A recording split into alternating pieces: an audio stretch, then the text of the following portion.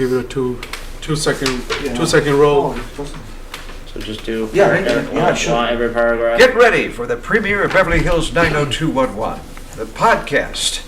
Join us now, February 22nd, 2023, as we kick off the show with Daisha Breedlove, Kareem Leferro, Sean Francis, Ryan Hollis, Simmons Zhu, and Odysseus Gagan, live for an hour and a half.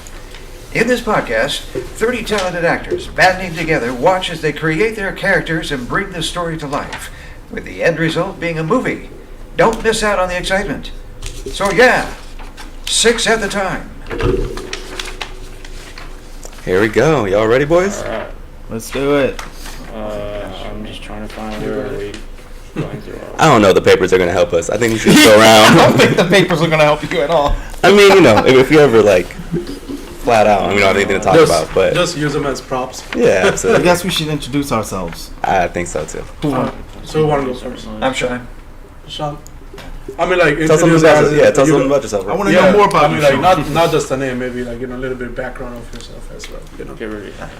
How long you've been doing this, about this acting thing, and Oh. is this, or how many gigs, what you do on your free time and all that. Yeah? Have all the rest of you already done that? No, we No. haven't done, so we're gonna go in circle and do it. It's gonna be just you, Sean. This whole podcast is just about you. Who needs Eric Roberts? We got Sean. That's right. Go ahead. Hit it. Yes. Well, I want to. Are we fine with the mic test there? So Are we fine with the mic test? Oh yeah, everything is good. Yeah, you guys can just keep the We're live, baby. all the subjects. We're Okay. live right now. Okay. Well, my name is Sean Francis, and I've been in this business way too long, further than I can remember. So I won't even bother to guess how many years. But anyway, so I came from the valley today. Took almost 2 hours, bumper to bumper, over the hillsides, through the canyons, and that's why I was late. Again, my apologies. But I'll try not to let it happen again. If I can get up at 4:30 next time, yeah, maybe I can make it here in time. So anyway, looks like an interesting project that the kind of which I've never been involved with before. So that's that makes it even more interesting and challenging. Anybody else want to add their 2 cents? You're more than welcome. We were just talking about earlier before it came. Before it came, I thought it was a Ponzi scheme. Yeah, and yeah, and I was like, I feel like this is interesting. I think with the new technology and everything, we could do something with it. Yeah. Whose voice is that? That's me, Simmons. Tell us something about yourself, Simmons. My name is Simmons. I'm originally from China. I make TikTok. I like music, and I think this could be fun. I've never done a podcast before, so yeah, I'm really excited to do this with you guys. Ni hao. Ni hao. Gen Z in the house. Okay. we got the youth. Yay! Yeah. Do I look like a Gen Z? I'm 29 years old. Yeah. You know what? You said TikTok. I just made assumptions. You actually look like you're from Hawaii, maybe. Yeah. With the lay on. For sure. Yay! All right, what's up, y'all? My name's Kareem Leferro. I've been like seriously acting for about like 6 months now, maybe. I've been doing improv for, since like I'll say like 10 years. That's really my background. And yeah, I'm excited to do this thing. It seems interesting, and just put in what you get out. So I'm just trying to go with the flow. Where you been improvising at? So I used to do improv. I went to school in UT Riverside. Used to do improv there. Did improv in San Francisco. Did improv in DC for a long time. Shout out Dojo Comedy and Washington Improv Theater. Now I'm doing stuff at We Improv over here in LA as well as UCB. Nice. Well, On that note, I'll take over from here, I guess. Yeah. That's you. That's all you, Orange. My name is Ryan Hollis. I'm originally from Baltimore. Shout out to DMV people. Yes, sir. What is DMV?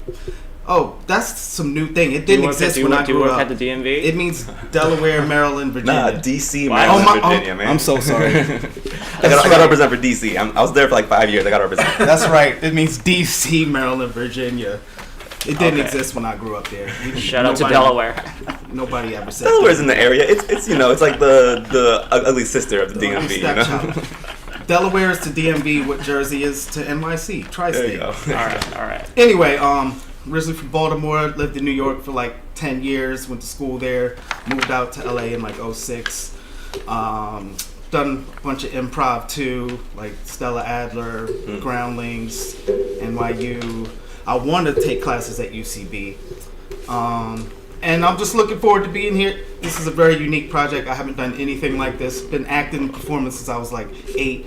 A lot of theater, musical theater, a bunch of other stuff. And What do you hope to achieve? yeah, I'm just ready to be open. What are your dreams, Ryan?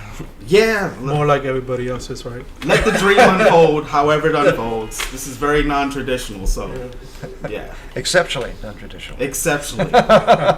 George is a very exceptional producer, so we're going to see where this goes. Okay. All right. So last but not least, me, Odysseus Gagan. I've been in this business for I would say close to 8 to 10 years. I graduated with a drama and acting degree in San Francisco. Hey, shout out San been- Francisco. Yeah, I've been in Northern California for a while.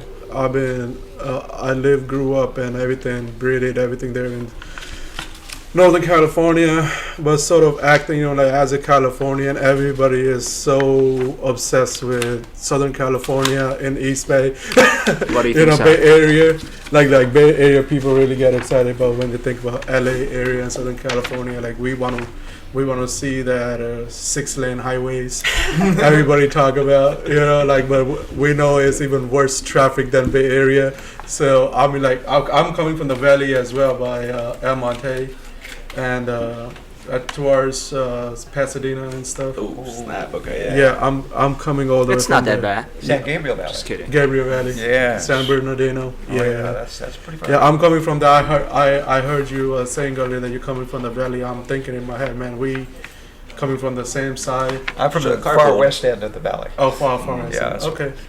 Well, yeah, guys. And I've been doing acting. I've been in over 10 to 15. I think my count is 18, but I still got to put a couple of them on my resume, like close to that many gigs on my resume. I've been in movies, extras, lead, sporting. I did all that, and Bet. I had it's going somewhere. What do you hope to achieve? Every single one of us here to pursue our dreams. So good luck to every single one of us. We're working actors. This is We work. work. This so is work. This it's a is win. this is what we do, right? Yeah. So that's my little story. Absolutely. Yeah. Nice to meet you all. Thank you guys. Nice to meet you all. Sure. too. Yeah, nice to meet Yeah. you. Yeah, I think we already have an incredible cast. Fuck yeah. All right. Sorry about that. So yeah, I think today we're gonna do. I'm gonna go through the plot a little bit that we got, and then see if we can come up with some rules of your choice. And so this story we're about to write, each of us gonna have a slip of paper here. We're gonna write like some basic info about the things that of our role, information, basic information about our role. And so the story is about a print shop owner in Beverly Hills who creates a robot out of his print machines with the help of a psychic. And he uses power of AI to let me see this.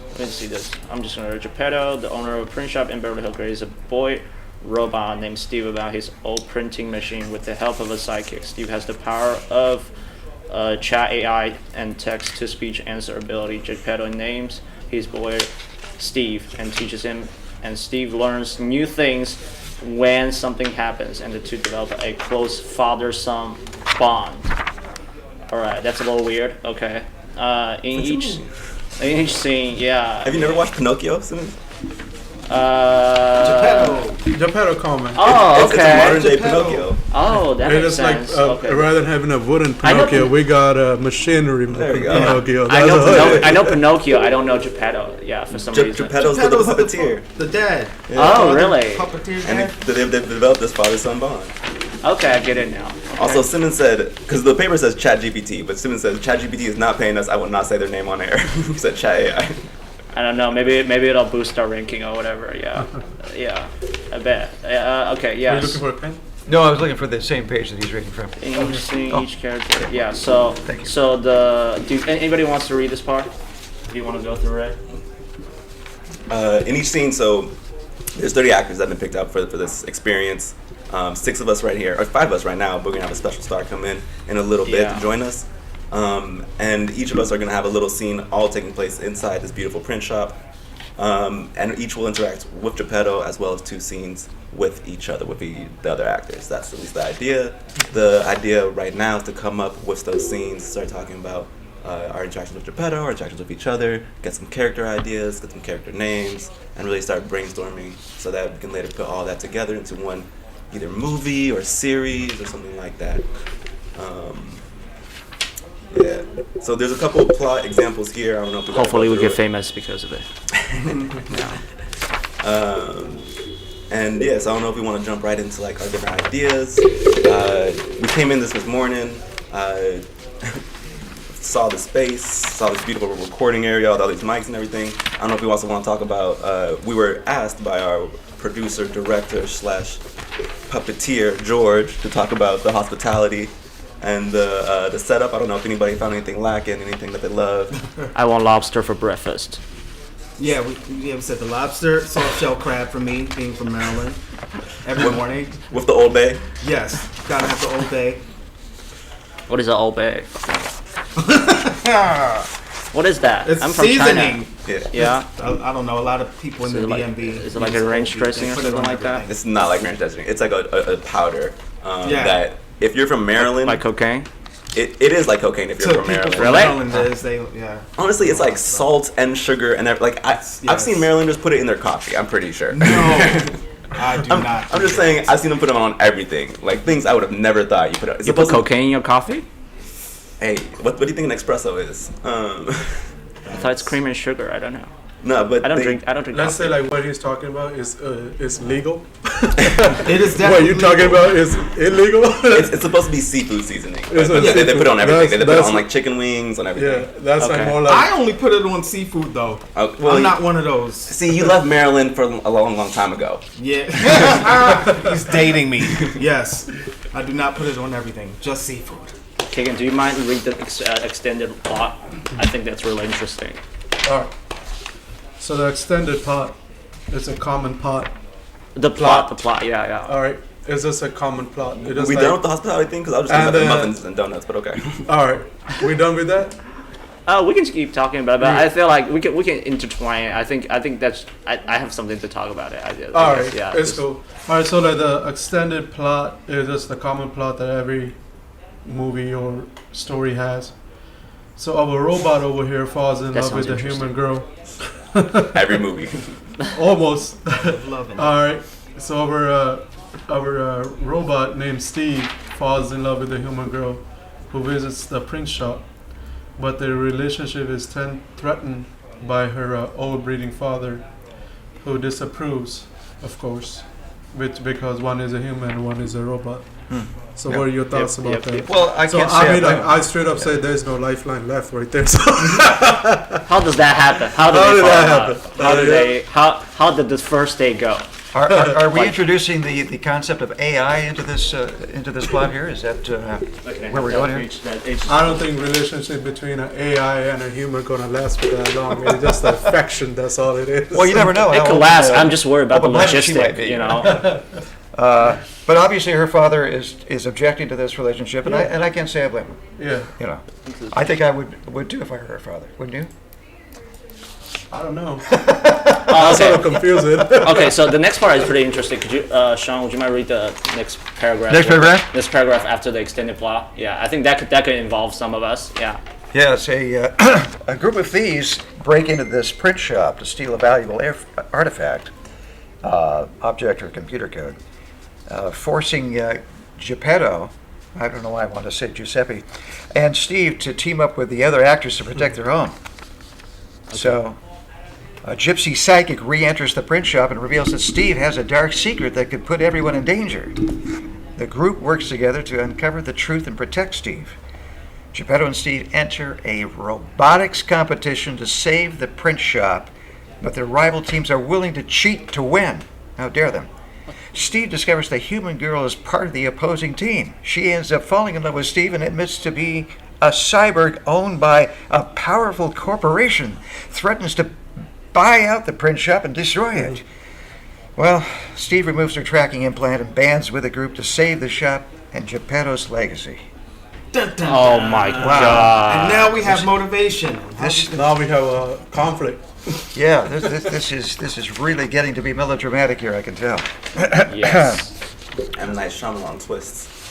You- That's a conflict number 2. Yeah. Because the father don't want to get along with see if Steve don't want to be with his daughter, and now jeopardy of the company.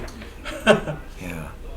I guess the father really just wanted to protect his own, to like not let the secret out then, right? Yeah. We thought it was like fatherly love, but it was really just him trying to protect corporate interests. Well, I could see the father's objection to this relationship because, what father would want a robot for a son-in-law? Yeah. You know. I mean, Yeah, always you can guess follows that with part. what you want, doesn't, isn't gonna step out of line. And also, your daughter's a cyborg. Really? That's not what it says. That's what he figures out by the end of the story. Oh shoot, she's a robot. My daughter's a Yeah, cyborg. she's a cyborg. Oh my God. So in this world, anything's possible. You might not have a problem with your kid dating a cyborg or a robot. I just think we should be open to the possibilities of anything. Yeah. I guess I'm a little bit old school. I can't see it working. I mean, Right. if his daughter is a robot too, I'll sort of kind of figure it out. It might work. You know. There's a cyborg, you're done. You're done. Both of you. How do they procreate and keep? How does that work? Can they procreate? Now you've really opened up another can of worms here. Dude, Yeah. what if robots could procreate? That'd be I mean, awesome. they can multiply, they can create others, they can create other machines, right? Okay. And they wipe out humankind probably. Oh my god, That was you guys are getting more and more ridiculous. I love it. All right. So I think think one we're of the going things off that the we deep could end figure it there. out. I think one of the things that we could figure it out today is probably just to figure it out what role we can play each of ourselves, right, in the story. Like if you have, let's say, the story is about this guy inventing a robot, right? So I would say that's a pretty interesting thing. Someone who invented a robot out of scrap, right? So, how would you react to this? What would you like? Let's say, from top of my mind, I'll be like, oh, I'm coming to a print shop. I'm doing printing. I see a robot. I was like, what the heck? I'm gonna see what's going on, right? I'm gonna talk to the guy who did this? Can I have it? Maybe I'll try to steal it, or maybe I try to do something with it, right? Will it make me rich, right? That's what we care about, right? Yeah. So something like that. So I think, do you guys want to go around and see what kind of role that you guys want to play in this story? Maybe that will help you guys. Yeah. Anybody want to start? Go for it, Simmons. I feel like you're on a roll. Yeah. Okay. So for me, when was the last time I went to a print shop? Never. Today? What you mean? You're in a Today, print shop right now. today. Yeah, but I'm not here for printing, Okay. I print So- everything at the house. Yeah, so, maybe I come here to mail something, right? Maybe I come here to mail something and I saw a Passport robot. photo. Yeah, who's the daughter? I want more story on the daughter. I'm more interested in the daughter. Yeah. Okay, so let's say I come here. My name is Simmons. Let's see. Okay, I was so hoping you'd express more interest in the daughter than the robot. what? Or she's a cyborg too. What's wrong with you? Yeah, Just kidding. My wife keeps asking me the same thing.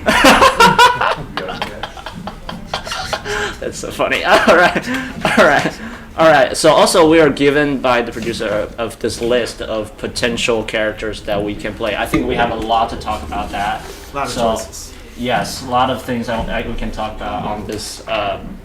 Yeah, so we have a list. Okay, let's go through it. If anybody want to chime in, feel free. So there's a bunch. Okay.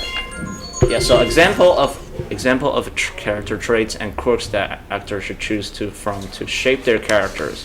So someone always wears glasses, even indoors, so he's high all the time, or she has a photographic memory but can't remember faces. So he doesn't have photographic memory. Someone is obsessed with puzzles and riddles. So the riddler. Okay. Anybody wants to be a riddler? Anybody wants to be a riddler? Nobody? Okay, I'll ask them later. Has a severe germphobic. Okay, so we have a Sheldon. Speaks only in rhymes of song lyrics. We have a rapper. Anybody wants to be a rapper? I can rap for fun. Fuck yeah, that's you. For now, just kidding. You can be whatever you want. And also a compulsive liar. Okay. I don't think anybody wants to be that. All right. That's too close to home.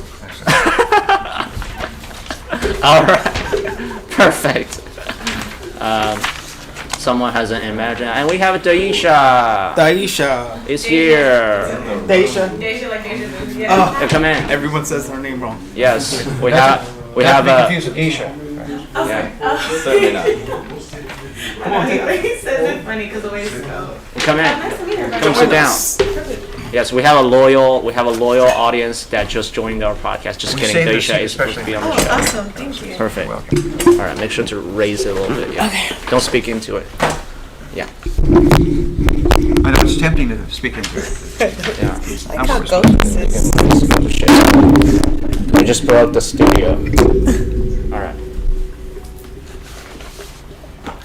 All right. So Welcome. let me give you some I'm notes. gonna put your headphones on. We went around and kind of introduced ourselves very quickly, a little bit about like who we were, how long we've been acting, what brought us to this project. So once you're comfortable, we'll get back to you, and you can tell us a little bit about.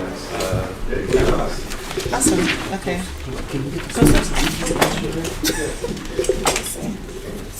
Okay, let me move. Move that carpet into this carpet issue. Yeah. There we go. We are still live. We love cars. Keep driving. Was that an ad break? No, just I don't know. Yeah, I don't know where he's broadcasting on. So, yeah. We'll see. Okay. So Daisha, do you want to Like deja vu. deja vu? Daisha. Yes. Okay. It's because the way it's spelled. That like 5 times.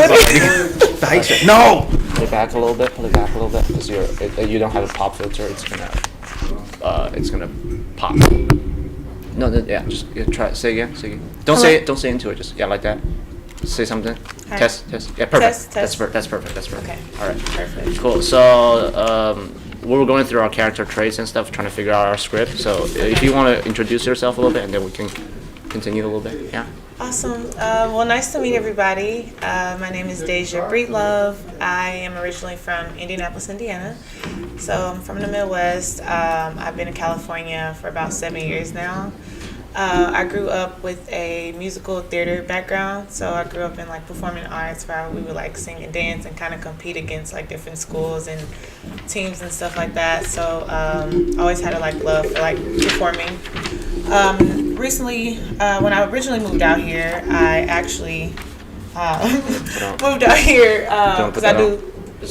Yeah. Do you want to put that out? Yeah. Okay, it's a lot of technical difficulties. Now you have to start all over again.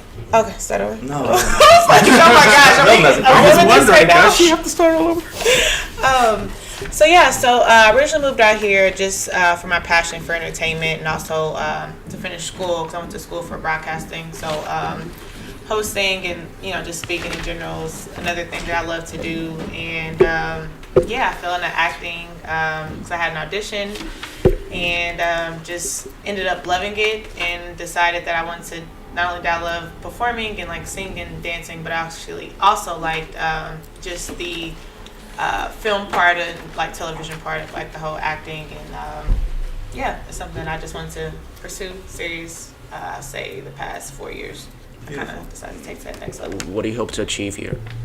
So what I hope to achieve is definitely just improve my skills as an actress. I enjoy networking with different people from like different backgrounds. So like I'm interested in hearing like your story and your journey to acting. And Also, just never stop becoming. So, like, when you love what you do, it never really feels like work. So, I just love what I do.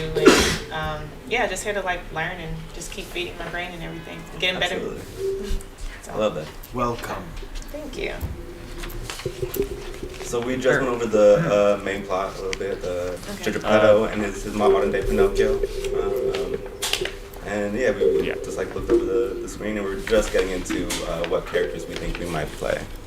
Awesome. Okay, so, So like overall story that is, have you read that already? Yeah. So like if you read it, let me just tell you in a nutshell what it is. You could read that. okay. So what it is, like, we have a coffee shop. I mean, talking about print shop right here. This guy makes a robot, and It's obviously a 3D printing machine. yeah, A 3D robot. a 3D robot. A 3D robot, not 2D. Yeah, so it's like, like you saw the movie Pinocchio, right? Yeah. So he sort of makes Not everybody. We had to roast Simmons a little bit because he didn't get the Geppetto's reference. So it's like this guy, this print shop owner makes a robot out of machine rather than wooden. So it's like, and what happens is like he falls in love with his daughter, which is also a cyborg. I don't think it's his daughter. That'd be a little incestual. It's Yeah. someone else's daughter. Someone else's I was like, wait, he followed his own daughter? Yeah. So like that's how much further we got so far. That would be a love story. And then we are just talking about the characters, and the character breakdown is over here. Yeah, so we were talking about like how we want to interact with this person. So we have the story of this place, and then this happened, right? This print shop owner invented a robot. So how would you react to it? How would you relate to this story? How does your character? What is your character that plays into this story, right? How are you going to be part of it, right? Right? How can we get famous with this movie, right? That's the ultimate goal. Got it. And then how do you, where is like the character? Let me see. Example. So this is it. Yeah, this is it. Oh, front to okay. back. Yeah. So yeah, I was just reading some of it, and then let me see. So I think that's for inspiration, but I mean, I don't think we're tied to it either. If you got something in mind that you want to bring to the table, feel free. Cool. But I got the same one. Nanosurgeon. I could totally be a The character nanosurgeon. breakdown. I look like a nanosurgeon. That's, I'm sorry, what what's in the back of yours? The back? Yeah, mine's different. yeah, there's a bunch of different ones. They're all We different, don't have to, pretty they don't have to be the same. We're all spitballing ideas here. Yeah. I don't have anything in my hands. If I gotta any, keep it in my hands. Now the otherwise question my is, mind is like, what character is Eric going to play? he's the print shop owner. He's the one who Geppetto. invented. He's invented. if we can get him. Okay, I got you. He's the one who invented the robot. All Yeah. right. No I wonder feel like you can play that. You have to kind of have the same color hair. Yeah, he's got kind of a sinister look there. Yeah. Sean is a flirt. Yeah. All right. Anybody? Is there any character trait that anybody here wants to play? Because I feel like Oh, does this lay out right? yeah. I'm just gonna go through some of them and see if someone has an imaginary friend. Yeah, I can do that. I'll just say Races? I was interested in the exoplanetary real estate agent, only because I have my real estate license. And real estate is what I do outside of this. Oh, nice. So And you're already trying to So sell a Mars. natural role for that you. one caught my attention. In this economy, I think that's makes possible. sense. I'm open to any of them though. Who wants a house on Mars? Where are you Yeah. finding these That's my question. Is like, character are you traits actually selling from? Where are you these? finding this one, right? Yeah, this one Homes too. to It's a different cyborgs or one. something that Oh, said on okay. one sheet. It's a different one. You can take a look. Now my question is like, do you actually have to land off Earth, or are Yes. you just a scam artist being like, no, I'll sell you a part of the moon, yeah, for sure. Well, Sure, if you a lot of if agents you are both you can sell scam Mars artists if and- you own Mars. But who owns Mars? That's what I'm saying. And then, Nobody. like, so Some just, people own land on Mars in this world. This is recognized by not whose America. authority? This is not a regular world, people. Well, actually, I own Mars. I'm gonna sell you one house on Mars that's about to build in 10 years. Give me $100,000. There you go. We can talk. We can negotiate. We can talk numbers. I think you just stole your job. give and take. Now, Negotiation. Oh my now someplace God. in here, the swampland seller's got to come in here. The Every land, I got every land in $1,000,000 Florida, account. swampland in Florida for sale, right? the swampland accounts for something. These are just kids. Listen, Build a house on it. if you're buying homes in Mars, I got a beach house property in Ohio to sell you. Yes. That's Or attractive. a mansion in Malibu. Right? Yes. I mean that exists. Awesome. Trying to overtalk, yeah. Honestly, I'm gonna go away from the page for a second. I want to come in as a skeptic, be like. Okay, This- I like that it's idea. It's yeah. like, what does the robot look like, right? Because I think George was saying it was gonna be played by one of the actors. Well, it looks like it it looks like the camera. real. Looks like the camera. It looks like the camera. Yeah. See, I'm not gonna Is believe it? that's a cyborg. Is that what George said? George, I don't know. chime in. How humanoid is this robot? George can't chime in. He Oh, he refuses. can't say nothing. He wants us to- Okay, so George has to take over his mouth. Yeah. it looks like the robot looks like two camera put together with its eyes and then the print shot for body, and it's the most advanced AI in the says entire just world. imagine The this entire with- print shot is the body. Imagine that with two cameras on top. Okay. Odysseus just tapped a metal garbage can. So, Yeah, so that's we got a metal garbage can with two cameras on top. That's it. Kind of Wally looking. You don't know. Don't judge it. Don't judge a book by its cover. It might pop out arms and legs in a minute. Wait, so are we building the robot right now? No, honestly, I think that'd be Mentally. a good place to start. Mentally. Just in our minds. I That's think it. that thing's a good place to start because that's what this whole place revolves around. Or this whole story revolves around, right? So let's get serious about this robot, like what it looks like. If you're coming in and like starting to interact with it, it's like what does that robot look like? I will ask the robot, "Will you make me rich?" No. If he say yes, I'm down. You're building a robot, not a genie. So, yeah, robot gonna do what robot gonna do. So. All right. I like the. I like the skeptic idea. I'll be like you. I will be like. I think I like your idea of a skeptic. It'd be like, is this a real robot? Right? Does it work? Right? Maybe I'm coming in as an actor, printing my sides as I do. Usually. Yeah. And yeah, I'm like, Geppetto's trying to sell me on this robot that is his son, and I'm looking, I'm like, oh, damn, this print shop owner is crazy. Yeah. I love Like, that. I'm just trying to get my sheets and go. Can I please get what I ordered? Yeah. If you print my sheets for free, I'll believe you. Yeah. I do not care about your robot or its love story. That's good. I think you already have your story. I think write that down. I think you should write that down. That's one option. Yeah. Okay. I'm just Yeah. thinking that's a whole character arc you could start with because you start out as a skeptic, but then you eventually you develop a relationship with the robot and Geppetto, and because one big thing that George said is he wants all of us to come together to uncover the truth, to protect Steve, and to protect Geppetto and the shop. Is that the role you want to play? What? What role do you want to play? Let's get into it. I've already said that the agent, but the zombie hunter was dope too. I can't remember all of them. It was so many, I can't remember all of them. Okay, so you want to be an agent who's also a zombie hunter. Real estate agents usually wear multiple hats. I'm down. Yeah. Yeah. I'm down. Okay. There was a paranormal specialist on there. I mean, it's so many dope So many. stuff to choose from. Okay. My only point was we got to remember to protect the shop. From Eventually, we protect the shop, we protect Geppetto, we protect Steve. From what? From the thieves that stole the artifact that threatens the whole existence of the shop. Okay. We gotta keep with the plot line.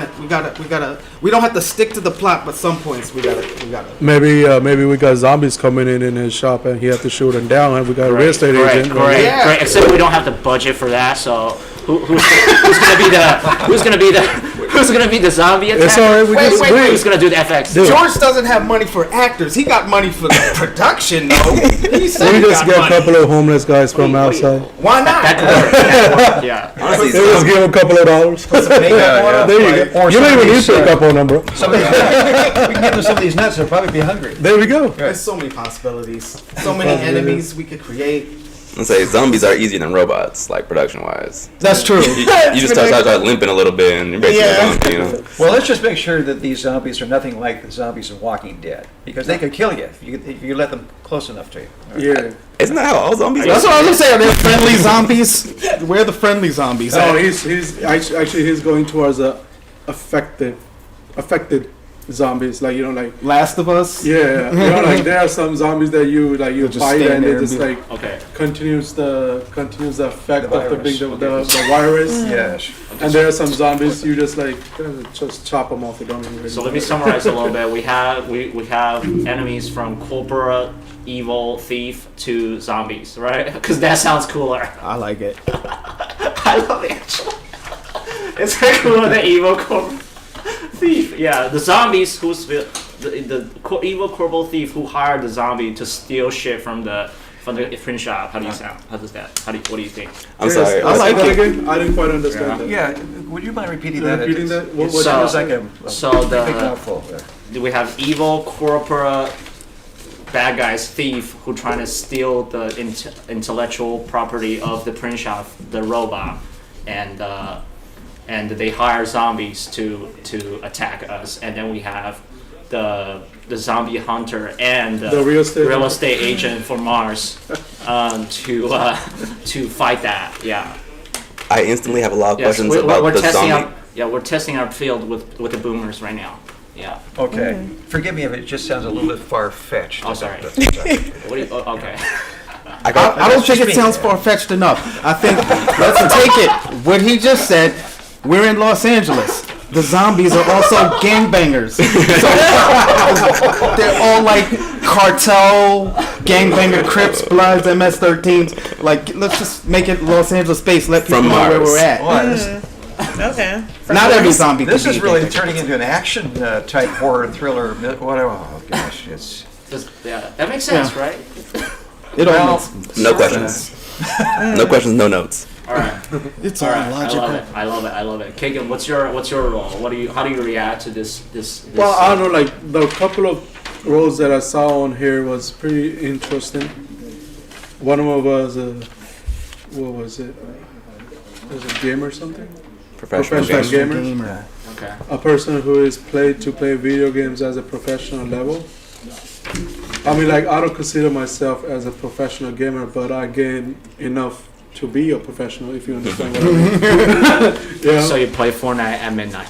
I wouldn't say midnight. I would say Fortnite a little bit. Okay. Yeah, but it's more like a Battlefield and a Call of Duty type of a person. Yes. Call of Duty, Totally yes. different. Yeah, totally different. Yeah, totally different. I mean, like if having a YouTube channel or a Twitch channel or Facebook, whatever, considered as a professional gamer. Yeah. But you know, Yeah, 100%. that's good. I mean, Okay, so how did you react to what potentially could happen with this? Like, what's your angle? What's Yeah. my angle? Like, how do you react to it after you see the robot? Yeah. How does the professional gamer encounter Steve, encounter the print shop? Well, I just take Steve as another AI on Call of Duty and shoot him down. Fucking bots. Fucking bots, you know, Okay. or just like a zombies. Okay, so are we talking about like That space. YouTube? Yeah, I love that space. So how did you end up at the print shop? Can I pitch something? Go ahead. You're playing a game. You're playing against Steve. You get mad at him. You get so mad at him. You're like, I'm gonna find you. Where are you? I'm at this print shop. Pull up. All right, I pull up. Wait, he's a robot. Yeah, you didn't know he was a robot at first. That's fucking genius. And then I just like walk out of the robot with a controller in my hand and a real gun in my hand. By the way, I'll just shoot him down at the same time. Oh no, the end. right, movie over. Or just talk to him and put up, or you know, like talk to him and have him on the same team with me and just Put an end to your misery. yeah. I don't know. It kind of sounds like you're joining Team Corporate Robot, alien gangbanger. All right, write it down, guys. All right, I love that idea for it. All right, anything else you want to add, Kagan? Well, it's better than being a real estate and a zombie hunter. That's in your What- perspective. What are you talking about? I love zombies. He deals with land that's not just in. He walks into. I was thinking in my head, you know, like he walks into a real estate place and then there's like a couple of people just walking outside in the property. It's like, what the hell is this? Zombies like, fuck, I'm done. Real estate value just went down. I don't mean to backtrack, but I can't get off something you said, which is that the corporation hired zombies. and I just want to know what the zombie labor market looks like. Like what are their rates? Is it like a Fiverr thing? It's called Walking Dead. They invented a P virus, a photo virus that turned people into zombies. They turned the homeless people outside into zombies, and the MS-13 into zombies, so that they will do shit for them for free. Okay, they spent billions of dollars so they could work for them for free. So it's not a hiring process. It's a slavery process. No, it's Slavery. Got it. Even better. Oh god. Yeah, everything starts coming together. I love Slavery. It is coming together. Slave all the cyberbots in here. But I feel like I still wouldn't get the interview. Yes, you can sign up to be their zombie, but you cannot sign up to be their employee. Yeah, it's totally different. Yeah, but that's not what they're interested in. All right, so Sean, how did you end up in this story? I don't know. I guess I had a dream or something. I ended up here somehow. Anyway, You mean your character, Sean? Stay in the character. I was thinking about maybe a mastermind criminal. Ooh. Oh, he's got the laugh already. That is so funny. Yeah. A mastermind criminal with humor, of course. Just add a little bit panache to the title. So, are you CEO of Zombie Corp? CEO of a zombie corp. You just needed to use the printer? Is that it? No, I'm just thinking that he's a brilliant criminal mastermind who creates elaborate heists and schemes, and so maybe he's somebody that kind of stumbled across this place, and he sees all this stuff going on. He's trying to devise a way that he can make a lot of money out of this somehow, right? Maybe he's got some ideas about ripping off a cyborg, turning it into something, as a means of Production? creating a heist using a cyborg so that he doesn't get caught. Okay, so the first heist is just a setup for future heists, because you're stealing the cyborg to get the cyborg to steal for you. Looking Or you can get him to steal for me. But you need the cyborg first, right? You need Steve, basically. Yeah, Can I throw a pitch out? sure. Somehow, you're either watching our professional gamer stream, or maybe your son is, or someone is, and that's how the secret of Steve comes out, is when this professional gamer comes back on Twitch and is like, yo, you will not believe what I found at this print shop. I found a real life AI, or like a real robot, a real cyborg, the next advancement in technology. Something that'd be very valuable to a lot of people, right? Sure. Somehow it gets out through the Twitch chat, or however, and that's how you hear of this. Send out a couple feeler agents, maybe that's a couple other characters to scope out the place, and then you're like, yep, this is it. Now we got to go with the heist. And of course, the rational thing, now that you have a target, is to of course hire a bunch of zombie alien gangbanger, whatever it was. So Sean is the bad guy of the movie. What do you think? What do you think? It can go in a bunch of different directions. What do you want Agreed. to play? What do you want to play? Like what do you want to play you do Well, have to I think the mastermind criminal is an interesting sounding character. yeah. Okay. And it adds a little bit of a interesting twist to the situation.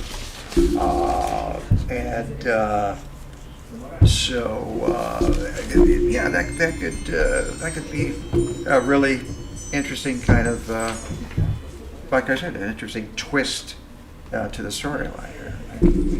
Interesting. Okay. Yeah. Yes, we have our bad guy of the movie. That's perfect. I love that we settled this on the first episode. And like you said, he has the laugh, so. Because you know how every movie has like an old white guy with the white hair. It's always an old white guy who's the bad guy for some reason. I don't yeah. especially with the laugh at the mastermind. Yes, I don't think anybody will fight you for that role. Yeah. We have our Moriarty. Yeah. All right. All right, Daisha, what is your? Deja. Deja. Like Deja. deja vu. Sorry. If you say deja vu, you'll get it. Memoirs of a Daisha. Deja. Exactly. There you go. Yes. Not to be Okay. confused with a geisha. It's like that, but with a D. Okay, so I think I would come on as the robot therapist. So Oh, okay. as somebody who could kind of help them when they're having like emotional ups and downs, somebody they can kind of open up to, like it says, like the psychological issues, who can kind of I'm pretty read sure the- robot got a lot of psychological issues. Yeah. So somebody who kind of helps them work through the emotional distress, because that is something that I do specialize in. Like I would say, like I'm a humanitarian, and another podcast that I do basically focuses on like helping inspirational things that can help make your life a better one. So like mental health and things that just kind of just brighten you up when you're like feeling some type of way, and kind of helping you work through that. So, you know, just helping them do that, listening to the trouble that they're having being a robot, something that us being humans probably won't understand. So I help them as far as that goes, and then just having them kind of work through trying to be a real person but still being a robot at the same time. So, yeah, you know, helping them kind of stay calm and, you know, dealing with life's ups and downs. Cyborg therapist? Yeah, I would say so. Yep, robot I'm therapist. a real cyber human. therapist.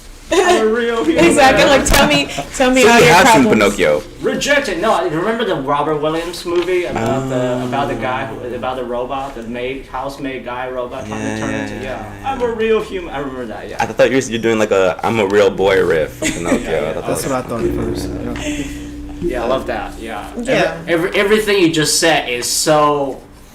Yeah, so interesting. Yeah, it just like it's a real. At some point, I was like, it's a real conversation. Okay. Yeah. So Um. I'll take on that part. Okay. So I guess I have to pick something at this point now. Is there anything you want to add, Daisha? Like, how do you? How? Okay, so obviously the robot went to therapist. So the robot could go to therapist. Be like, the robot, I'm in love with this girl. How do I end up with her? I don't think that's how therapy works. The one- Well, no, I was It's just not a like dating advice. yeah, that the robot would just kind of come to me and tell me all the things he's experiencing by having these human emotions but still living in a robot body. So like as far as like, you know, the whole love thing goes, as far as all the work that everybody else expects of him being a robot, and just kind of talking to me, telling me how he's feeling all these real things, but it's hard to get out because people just still look at him as a robot, you know. So I'm kind of helping him work through that, and what's it like living in that body? He's right there. Yeah. So what's it like living in that body? Tell me it all. Because robots have feelings too, you know. Trash cans. This one does. Man, we have to kill that robot. Okay, so I think we know See, what I team think- I think- Simmons I is. think- Gay, I sure, think robots that have is the feelings. point when Sure, you do gay. start killing a robot when it starts having feelings. I'm like, nobody takes him serious. All right. I have to think about this. This is like what do I want to play? I don't know. You had all that time. You went, come on, man. You started and then you went last. I feel like at some point, you know, because at some point I feel like I'm the robot, or at some point I feel like, how do I? We have our zombie characters just walked in, whether Right. they realize it or not. Yeah, a paranormal investigator. There we go, professional man. How do I look like? Who do I look like to you guys? I feel I like the feedback from the world. Like the alien. She said you look like an Alien alien. linguist. No, alien linguist. Yoko Lennon? I do speak a foreign language. I mean, Right, so- Or John Lennon, Yoko and John Lennon's son. Sean Lennon. I don't even know Yoko and John Lennon. I know John Lennon. I know Yoko. Their son. Okay. Okay. How do I end up in this story? How old is John and Yoko's son now? Julian. Yeah. Julian Lennon. Study interprets. Okay. yeah, I think that may be a good idea for you Yeah, because linguistic, you come yeah. from a different country, you know, you speak different languages. A person who studies interests in the language of extraterrestrial life forms It's true. Okay, so I can talk with the robot, but the robot can talk with everybody already. Okay. But maybe Yeah. So you can translate it.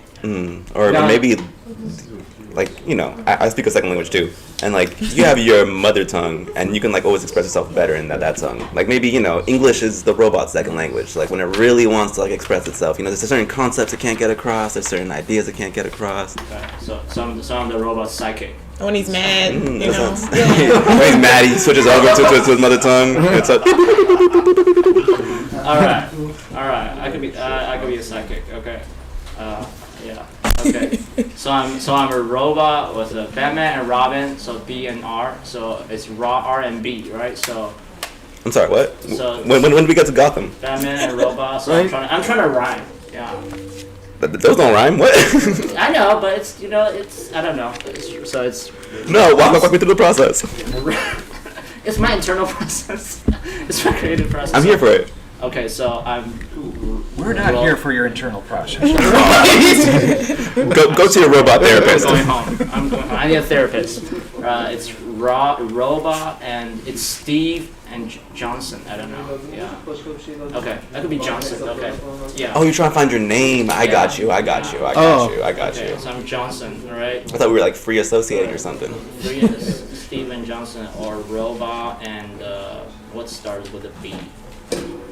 Robot and BPO or whatever. Okay, don't worry about it. I'll go with Johnson for now. Okay, I'm a Johnson who is a alien linguistic, and I'm his psychic. Okay, and Psychic. To be clear, you're Johnson because you're John Lennon's son. Is that are we keeping that? Is that where you got I don't Johnson know. from? Is John Lennon's son named Johnson? I don't know. That's where the name Johnson comes from, though. It's from John's son. I don't know. I think yes, because I got it from Steve Nice. Johnson because I don't know why. Steve Johnson just goes well with Steve. I don't know. I like it. There's I like definitely it. I like someone, it. yeah. So how did I become his psychic? I'd be like, oh, you can do so much great things. Oh, okay, so I can be the one who discovers the potentiality and be like, hey, this could bring peace to the world or something like that. I don't know. So like when he's first flipped on, you're like, I sense a disturbance in the force, what? and there's like, or I sense a disturbance in the robot verse, and then you said you're a robot psychic. Is that what? Yeah, Okay. I'm a human, but I'm the psychic of the robot. Okay, so it sounds like maybe you found the robot, right? I mean, I feel like if you're a psychic, then you know where the robot is. The robot doesn't have to find you. You find the robot. Yeah, so I find the robot at the print shop and be like, oh, I want it. I don't know. It's like, I don't know. The angle will be like, okay, the robot is in jeopardy, I guess. The robot is in jeopardy, and I lend my hand to help or something like that, right? I don't know. Like, I feel like display of kindness But I'm thinking if you're a psychic, you already know what's going to happen to him, though, right? to the robot. Yeah. And to Geppetto, probably, too, right? What do you mean? How would I know?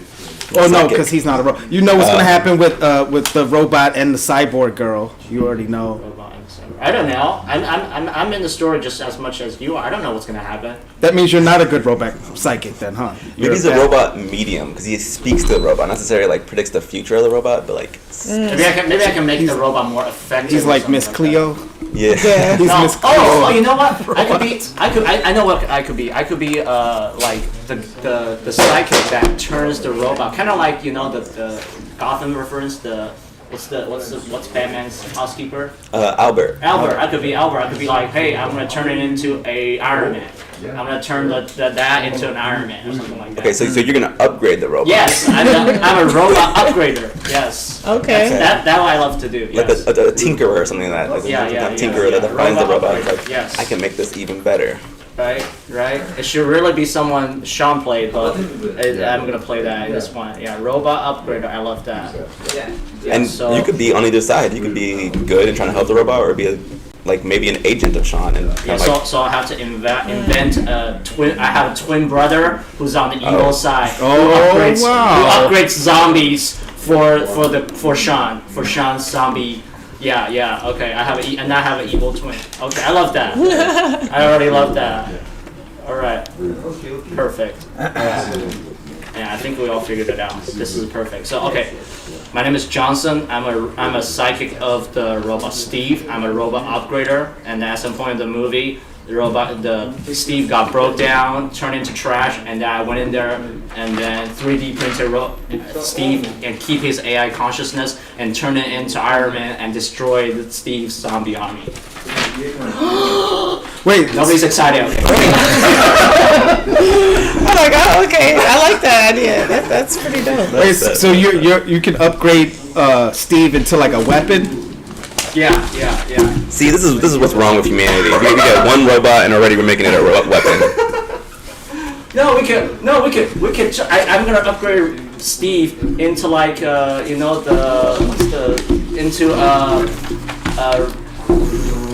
like a global warming improvement robot that kills all the bad guys around the globe. We're still killing. Except for the criminal mastermind.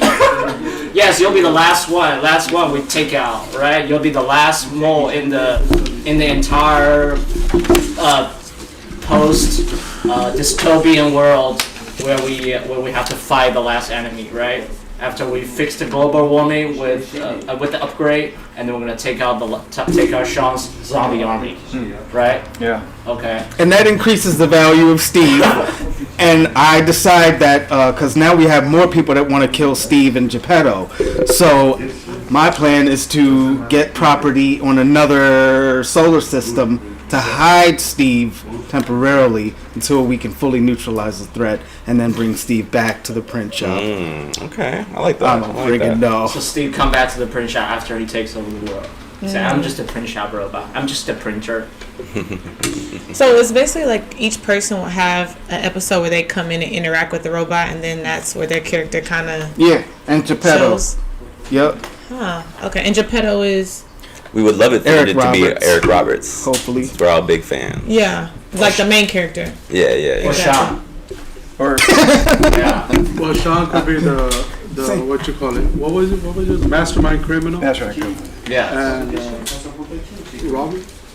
Well, Eric Roberts is the print shop. He's print shop Geppetto. owner. Yeah. So we have two of them side by side right here. Yeah, where there's angel, where there's devil. Yeah. So you guys are the nemesis. Yeah. Mm-hmm. All right.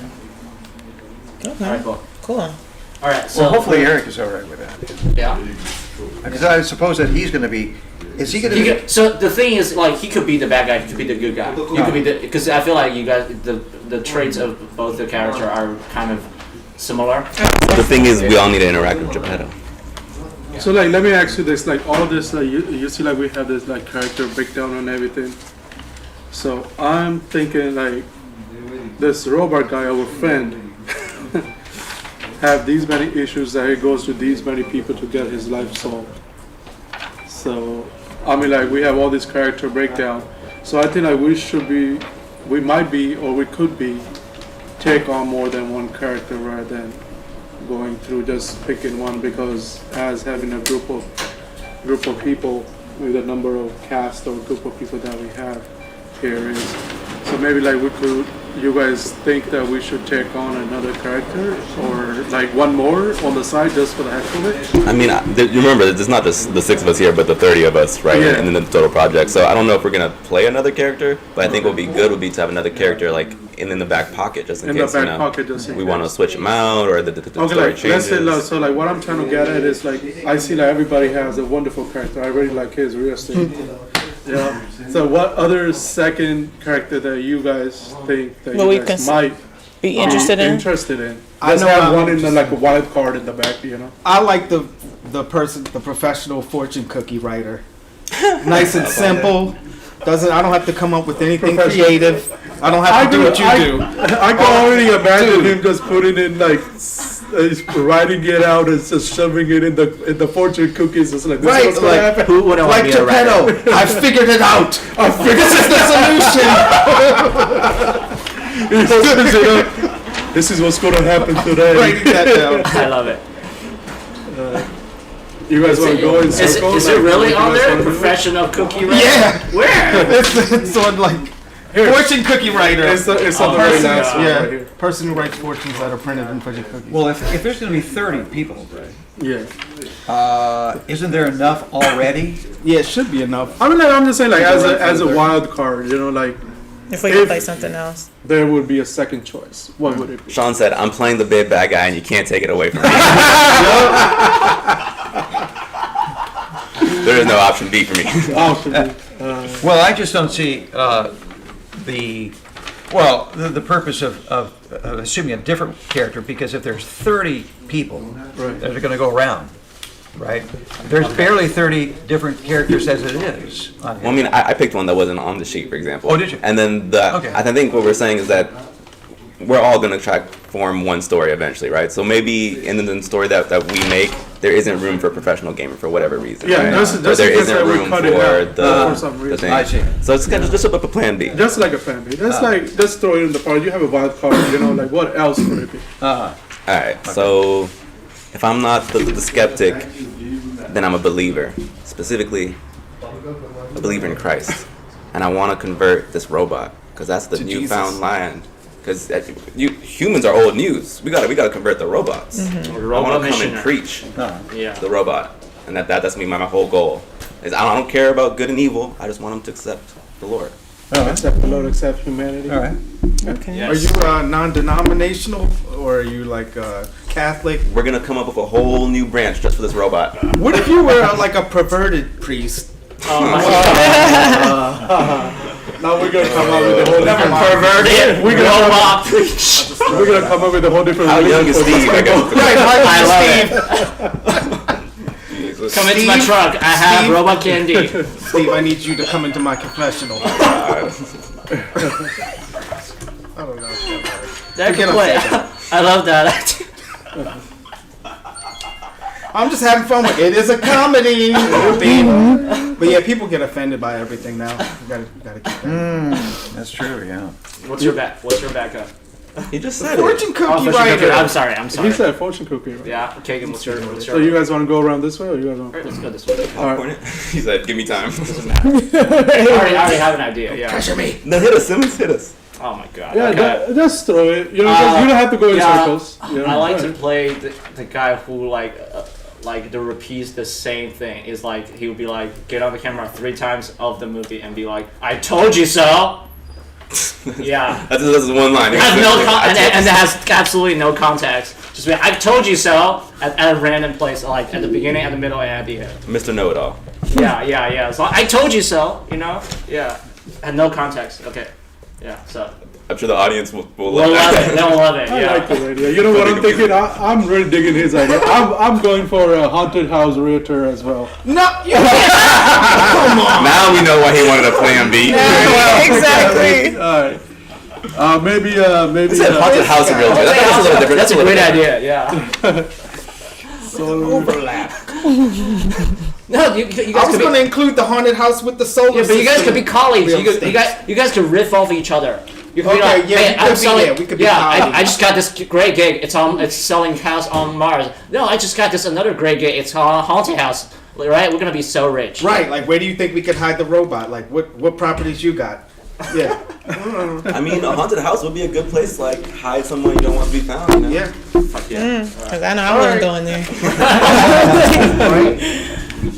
Well, I was thinking maybe Maybe. a robot exorcist. Ooh. That's a good one. There is magic. I come into perform an exorcist on the cyborg who's become an evil entity, and then of course after he exorcises the cyborg, then the Believer. preacher to the Preacher, believer yeah. comes in then to finish off the work of converting him. Mm-hmm. Right. I see, I see, I Okay. see. Yeah, that makes sense. Another duo. Actually, that could work side by side.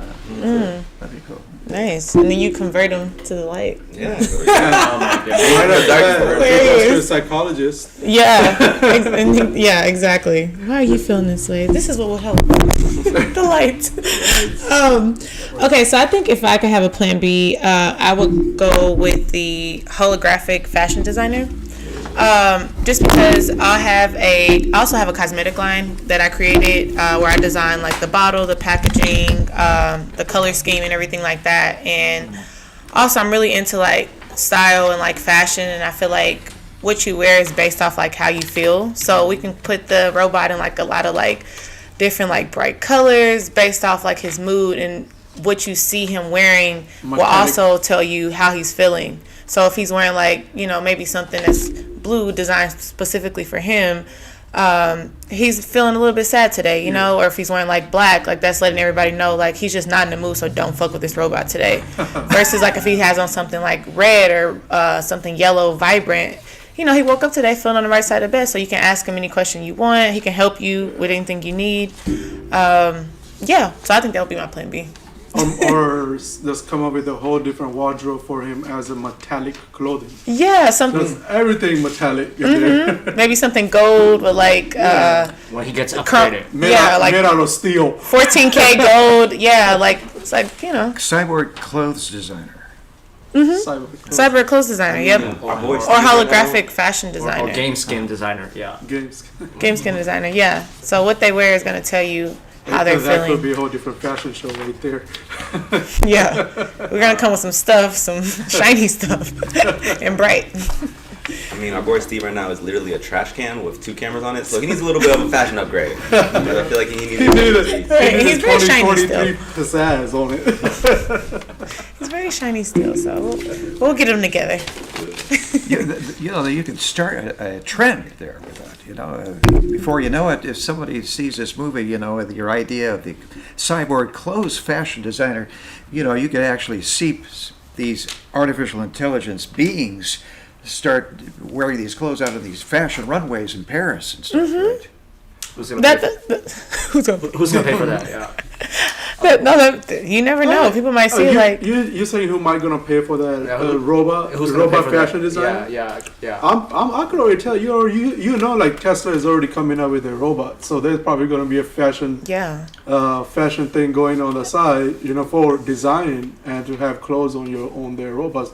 They're not gonna have like a white thing running all over the place. you know? Exactly. And then it's like, if I wanted a robot in my house, I mean, I want a cool robot. Let's Yeah. dress it up. Like, Dress you it know, up. let's make it shiny. I don't want just a plain one. Like, Yeah. I'll come with some nice colors and Coming stuff. up with fashion now. I Yeah. That's mean, good. maybe our big baddie's trying to recreate Steve, trying to mass produce Steve, and Chappelle's like, no, he's my child. You can't mass produce my child. But he's like, no, we're gonna mass produce him, and he's gonna come in rose gold and fuchsia and teal. Exactly. Sounds good. Yeah. Yeah, definitely. Making him pop. George, is there a bathroom here close by? Yeah, it's on the right hand side. All right. So Okay, great, thanks. Forgive me, excuse me, gentlemen, So- ladies. Duty calls. The gentleman's room. Here for just a minute. Here's Pay the water bill. excuse me. Take the mic with you. We want to hear. so You gotta pay the water bill. Right the there. next part, maybe we can talk That's about. getting a little bit too bizarre.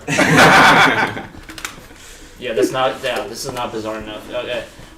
The next part, maybe we can talk a little bit about how because remember Georgia was talking about, we can talk about how we're gonna go through this production, right? How we're gonna develop the story and what do you expect when we get through this, right? Like, what do you expect to learn, or what do you hope to get? How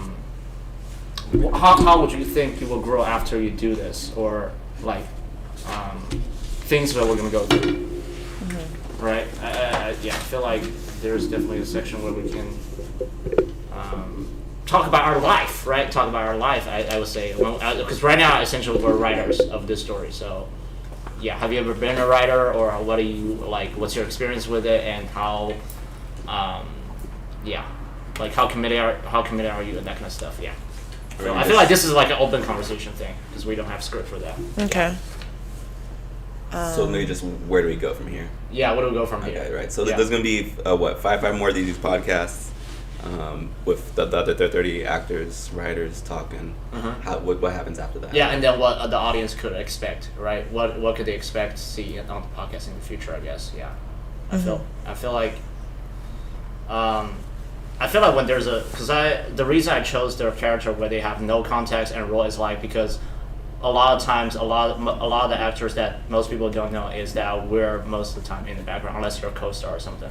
So I was like, let's let the people in the background shine a little bit, right? So I think that's kind of important, and I feel like a lot of people don't know what's going on in the background, because like one of the hilarious things that I found out when I work on set is like the directors always be like, hey, let's do it one more time. That was perfect. Let's do it one more time. Yeah. Right. So For safety. Yeah.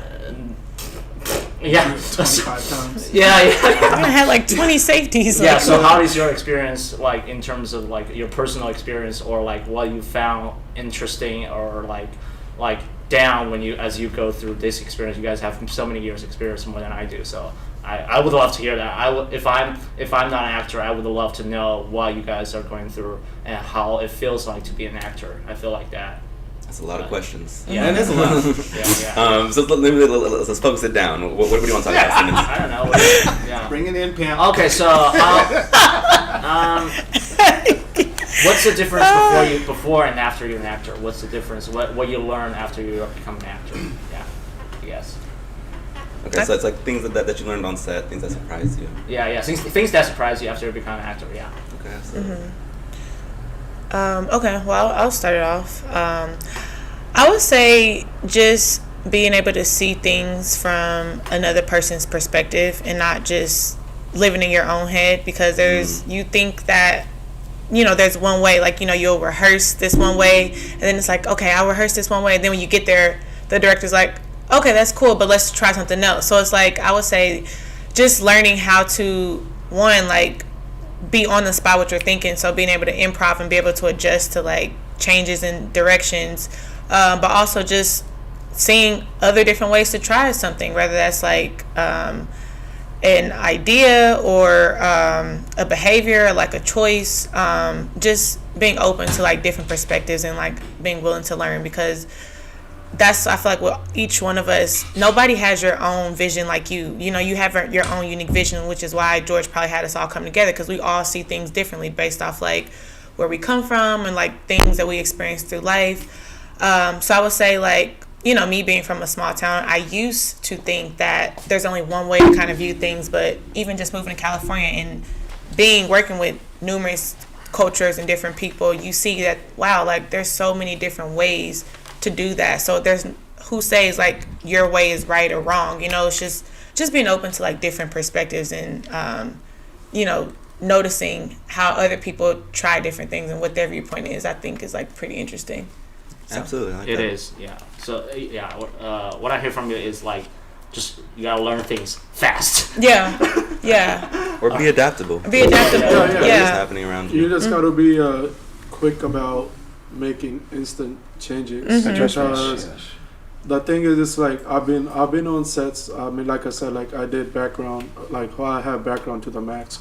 So I mean, like even as a background actor, you still have to adjust with instant directions. It's not only for the main or the supporting or whatever character. It's even for background people. Yeah. There is them instructions, them directions are really means a lot to us, and also coming out of a director and a producer as well, because they want their project to be certain ways. Yeah. And I would say like just being ready for anything, Yeah. because it's like you Don't never be pissed know. off if you're being directed. You Yeah, know? exactly. I mean, Like- there's no reason for you to be there. You're there to make a change, so just hang in there. That's how I look at it.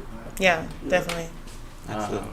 Okay, so okay, this is gonna sound really stupid, okay? Nothing is stupid, man. Nothing is So, I used to thought as soon as you start working on set, I'm from China. I used to thought as soon as you start working on set, you're famous. Not necessarily. Yeah. I mean, It's true. You're I've famous been- right now. You did it. You're on YouTube platform. You're in front of the world. You're famous now too. It's like I don't know.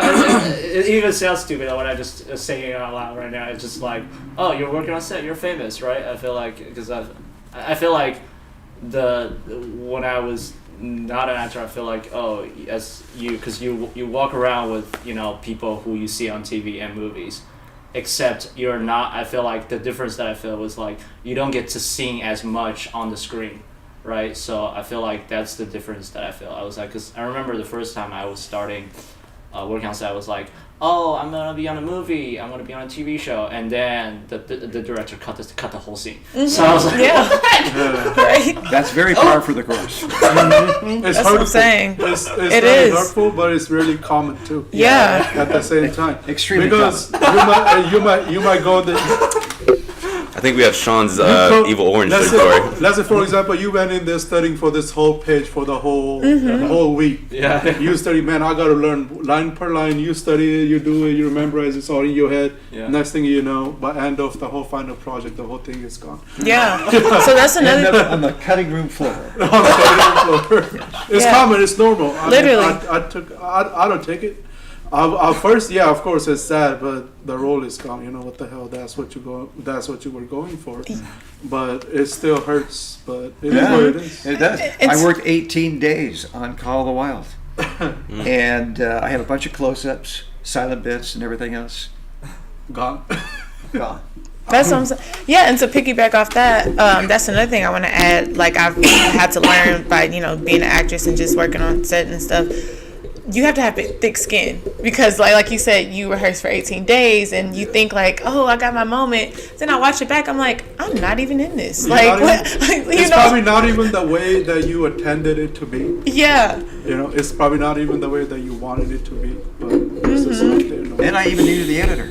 Yeah. Wow. Nice. Yeah. So you definitely got to have thick skin, because there's gonna be a lot of no's, and I'm sure we all have had our days where we're like, this isn't for me. Maybe I need to get a real job, or like I don't know. But then you get a miracle happens or a blessing happens, and then you're like, okay, maybe I just need to have thick skin and hang in there. Cause What do you mean a real job? This is a real job. it's a real job. But I'm saying to outside looking in, again, me being from a small town, it's not a 9 to 5. So No, it's it's definitely not a common job. Yeah. It's not. It's not for everybody. Yeah. It's not definitely not for it. That's why you gotta have thick skin. On the upside, though, I would say my experience in life on set is really fun. It's like people are usually really nice. You don't get that a lot on a normal job. It's like people usually give you some shit even if you work at McDonald's, right? Yeah. So, but working on set is like the people are really nice. The PAs are really nice. Everybody work on set because they're going through a lot. They're going through what you're going through, and they usually a lot of times they work long hours, longer than I do. The people who work on the production. So my experience on the set with other actors and the production team are usually really amazing. It's like I'm glad you had that experience. Yeah. I would say it hasn't always been like that for me, but I think I would agree with you. I've been on a lot of nice sets, and I feel like that's because people love what they do, because it's not like they've been forced to be in this industry. It's been a choice. So it's nothing like being able to follow your dreams and work in your dreams and actually make money doing what you love, so that's probably why you do meet a lot of nice people. But I've been on some not nice sets also. Hold on to that. I forgot what I wanted to say. All right, well, let it go. So this is the only job that people actually want to do work. Right? And if you've been on set, you know what I mean. It's like they want to do work and it's something that's not a real we job. don't want to be at the holding. We want to do work. Yeah. And the other thing is we can talk about shitty sets. Yeah. What's your without naming productions, what is your worst experience on set? I don't know if it's even a worst experience, but the thing is, it only takes one person to just mess up the vibe. You know what I'm saying? Like you only need one person to really just come in not wanting to be there, or thinking that they're more important than everything else that's going on, to just Okay, really. So let me rephrase this. What is something that's not cool on set that could happen? Yeah. Thinking you're more important than the project that's being made. Yeah. You know, Absolutely. thinking that it's all about you. I'm not I feel like as I'm describing this, people are thinking it's some kind of star. It could be anybody from costume to PA to anybody that just thinks that. She wants specifics. I'll share an experience. So I remember I was on a set, and then when you start out, they for guys usually they would put you in a strip club scene or something like that, right? And then I'm telling you, it's fake smoke. And then you would and then by the time I got there, it was just the production has a weird vibe, and then just makes everybody super uncomfortable. Yeah. I think. They would keep telling you, oh, please be careful with the, because they're people are wearing really revealing on the set. but at the same time, they're doing exactly what they tell people not to do. So I think that was really weird experience for me. Yeah. It's gotta be uncomfortable. For you. I would say one of the worst experiences I had was when I had a 4:30 a.m. call time. So it's like you never know how, and sometimes they don't text you the call time until like a couple hours before, and I was already on set for another show till like 11 p.m. almost midnight. So on top of that, it was raining, and you know people in California cannot drive in the rain. So it was raining at that time. It was super early, and they wanted us to show up with rollers in our hair. But when I got there, they actually ended up bumping my roll up, and I ended up getting a speaking role that day. So I was this close to just being like, man, like maybe I can just say like I have a family emergency, or I'm so tired right now, but I still push through, and it's like you never really know what may happen on the worst days, you know, because like I said, it was early. I had to show up with rollers. It was raining, and the call time was 4:30 a.m. on top of that. So ended up turning out better than I expected, but I would say that was definitely like one of the worst experiences, because there's nothing like being on set the night before, then you have another early call time like the following day. Okay. So yeah, that was a really interesting experience. And also, I would say before I became SAG, having bad crafty. So not being treated like you're actually somebody, like you're a human. Like I'm just like, they had the saltiest beans with the nastiest chicken, and then it's like, oh, well, once you become SAG or you're a real actress, you can eat the shrimp and you can eat the steak and you can have juice and everything. And then it's like, when you're non-union, you're just getting treated like, oh, another number, back of the line. So that was the part I was like, oh, I cannot wait until I actually become SAG or I actually get a real role, because I just cannot be feeling like I'm like less than, like I'm a person, you know. And a lot of, unfortunately, when you're non-union, you do get treated like shit, and the food is shit. Yeah, but I've been on SAG sets where the food sucks too, though. Well, that's what. Yeah. Oh, being SAG. Yeah. Yeah. Yeah. That it happens even when you're union. Talk to your SAG rep. Yeah, I mean, but really though, seriously, sometimes you can call them and they will fix that. But yeah, you do get treated better compared to non-union. Yeah, I wonder why that happened though, because I feel like I can see a lot of times production team, they're going through a lot more shit than the actors do, but I wonder like how does it like I don't know, I feel like sometimes even on the production, like when you get like you most of the time you get the same food as the crew, right? Mm-hmm. And then they work longer hours. And when you're SAG, the production team. No, yeah, but like usually the production team get the SAG meal, and then the non-union gets something different. Mm-hmm. Yeah, but I'm just curious how I feel like it could be like just like a budget thing, right? Because they probably 100%. Yeah, but like they at the same time they are producing a movie and at the same or the TV show, like who decides this kind of stuff? Right. That's I mean the rule of the thumb with the food things, the food situation, and being a SAG and not SAG, right, is we all know like all the union people get the first dibs. You know, everybody, and the non-union people is basically the leftover food. That's how I tend to look at it. Almost. First, even before the SAG. Yeah. the crew. The crew eats first. The crew, even the crew people eats first before the SAG people, and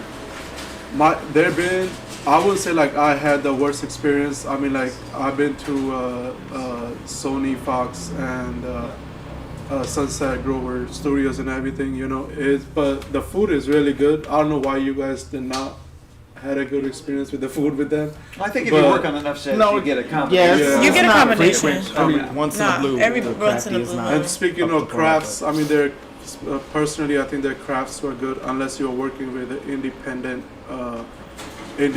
producer or director. Yeah. That's we're here to make a movie. We're not here to give you food. Yeah, we are not here to. Yeah. Well, I got nuts here. We got nuts because you're nuts and a body armor right here. Yeah.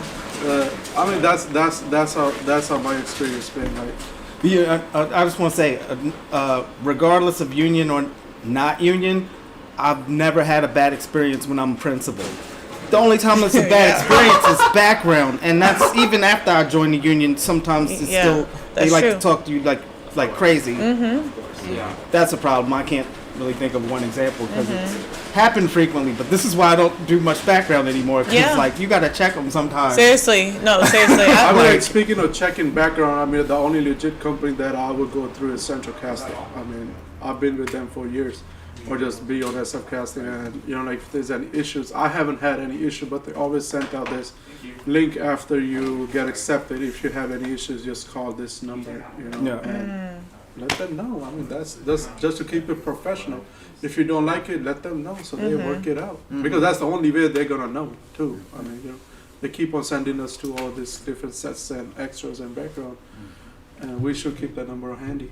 Yeah, that is true. Any non-food topics you want to hit before we start wrapping up? I think by the time this film is in production, we'll make sure everybody have lobster if we have the budget. Every background's gonna have lobster, shrimps, and what's the other thing? T-bone Sushi. steaks. Yeah. I'm just thinking about how is it all gonna come together because it's not a traditional film we're working on. We're creating like something completely from scratch that we gotta write ourselves. And honestly, I don't have that much writing experience. A few years ago, I did this theater program at the Los Angeles Theater Center where we wrote a bunch of scripts like every week and then performed it on Friday every week. She was a huge challenge. And I didn't do as much writing as some other people because, I don't know, I'm not as confident in my writing. But that's sort of like what attracted me to this project was like, because I want to write and create like more opportunities for myself as an actor and for like other actors and actor friends and stuff, like because Jack Nicholson said, like I think Leonardo DiCaprio said he asked Jack Nicholson like, what's your secret to success, and Jack Nicholson was like, I'm a good goddamn writer. He said that's how I've been able to like sustain a career. And I think like Sylvester Stallone said something similar like with Rocky, Right, like makes sense. without creating his own thing, his career probably wouldn't. I mean, like that's how, as an actor, we know how to improvise. Yeah. That's if we can't physically improvise, we will verbally improvise. We are improvising right now. Yeah. That's what I was gonna say. To actually piggyback off of that. Darn, I just lost my train of thought. But it was something along those. So even if you're not the best writer, the fact that you have the idea, like you said, improvise is a start. So you can somebody can actually always write it for you. It's like we all have people who have an idea but can't actually put it on paper because you guys have sloppy handwriting, or just for example. But don't talk about me like that. Most guys do have sloppy handwriting. It's okay. But the fact that you had the thought and you can actually put it out is like, oh, you're good. You can always have somebody write it for you. Yeah. But the creative part is just even having the thought process. So it's even better when you're improvising, because memorizing lines are much harder than improvising. So that's the true fact right there. And don't be scared of the editing process. You know? Don't be scared. Come in with something. Don't be afraid of rewriting. And like. Well, I think the more challenging part of all this, I mean, it's easy to come up with ideas, but I think the harder part of this is going to be the dialogue. Writing the dialogue. Writing the dialogue. Yeah. And that's going to be, I think, the biggest challenge. Making sense of all the ideas that were incorporated in the dialogue, right? Those didn't flow together seamlessly just off the bat.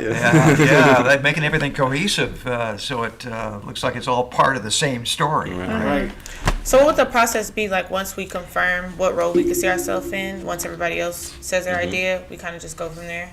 Basically, and I think we talked about splitting up into kind of writing groups, right? With like, and once again, this is why there's so many of us, right? Because we have different abilities, have different specialties or strengths, and I think in each group we talked about having like a head writer that can maybe help others develop their ideas, develop the dialogue, make sure it flows together in some kind of way.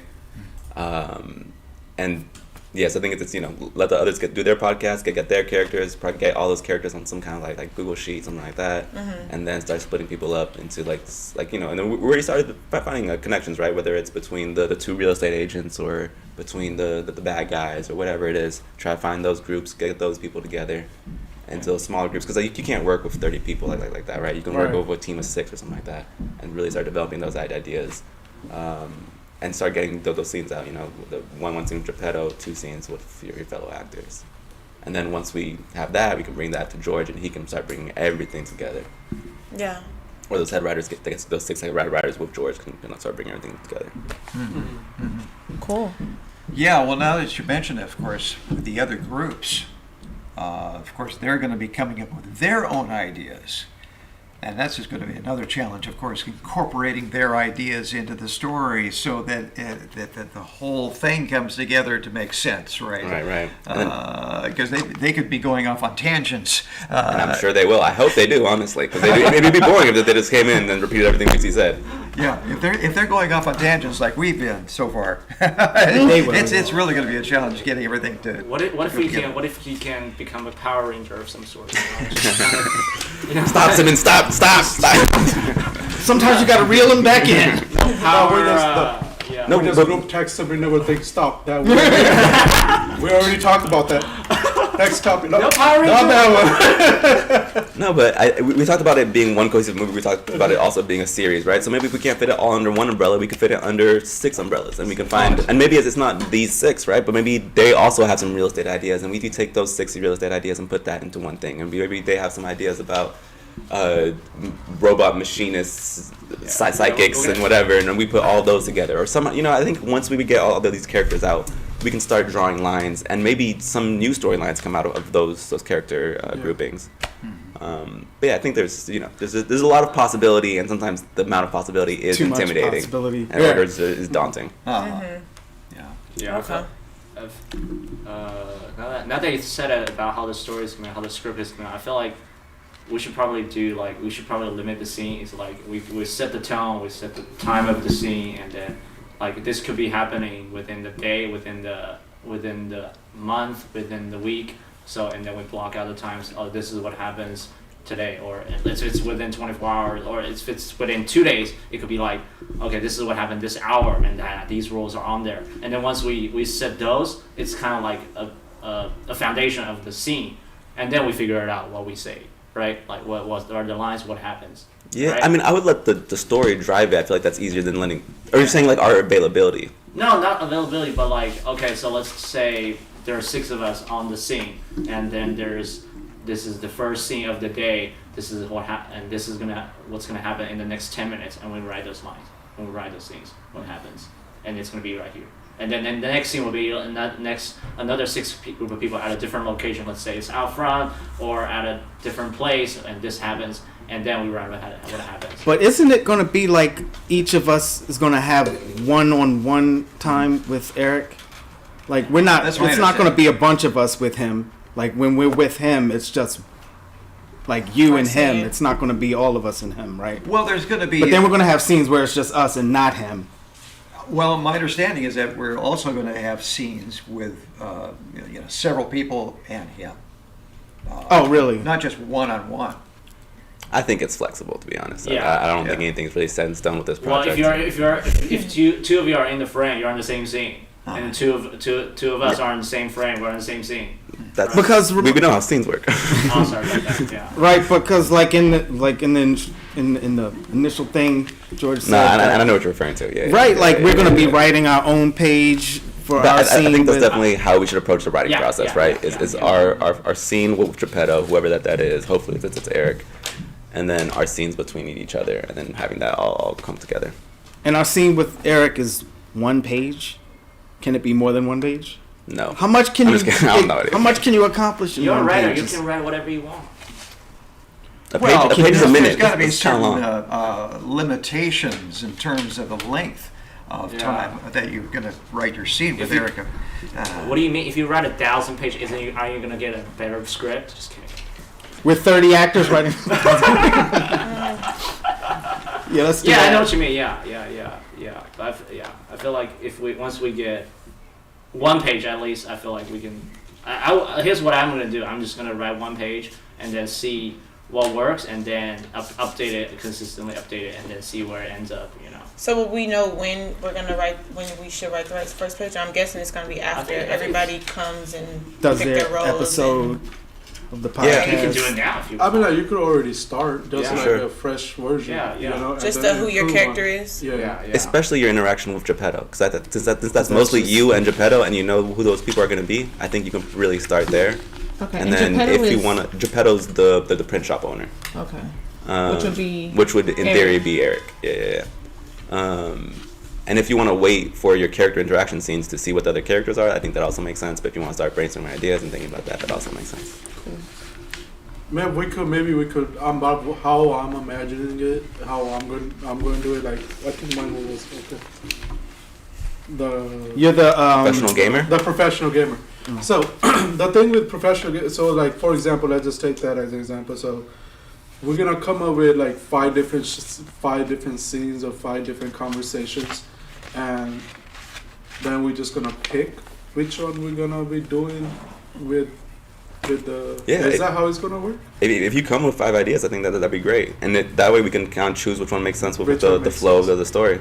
So how the conversation you think that is gonna start off leading to? Let me just ask you, like for example, like we can't be just randomly throwing plots in there. It's just like having a conversation. It's just like having a plot. You talking about the group scenes or the scene with you and Eric? Or Either both? way.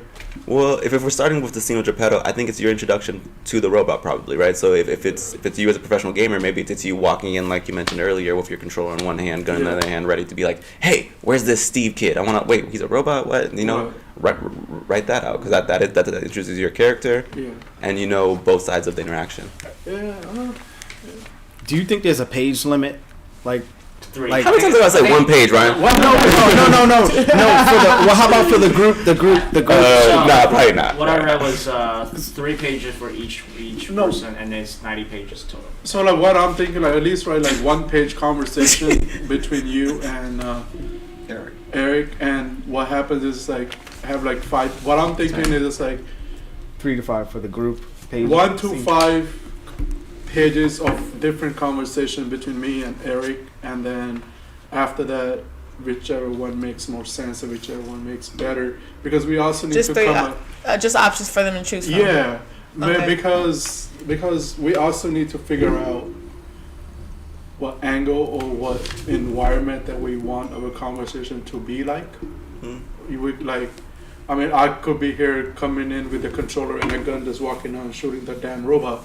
Or maybe I could come up with a conversation saying, "Hey, I like this guy. I want him to help me out within the shop, make copies or take pictures of me for my gig, for example." You know, and like 5 different scenes of conversation. So, how is that gonna work out? You guys think like it's gonna be like 2-way conversation that we have to come up with, and we give 1 page like this to Eric, and 1 page to us, and he just reads off the line off the paper, and we are the one actually the writer, so we know what's going on. So how is that going to work out? What's your outcome is on that one? We can come up with come up with a catchphrase or something like that. I don't know. Like, That's just a random idea. yeah. To answer your question. Rather than going to like sentences of lines, we just go like couple of words for words for us and a couple of words for the opposite person, and just go back and forth because it's easier to remember. That's probably smart. That's what I'm thinking. And we could put like 5 different scenarios of it, and we could pick which one works the best for us. You know? Or 10 different, or whatever. Okay. I don't know. Well, you said which right one? now we're just having a conversation, so I might come up with 3. You know, who knows? So when you say which one works, I'm sorry. Hey Steve, you want to take copies or take out enemies? That's a route I just wrote. Just sorry. Oh, Yeah. okay. Brilliant. Go ahead.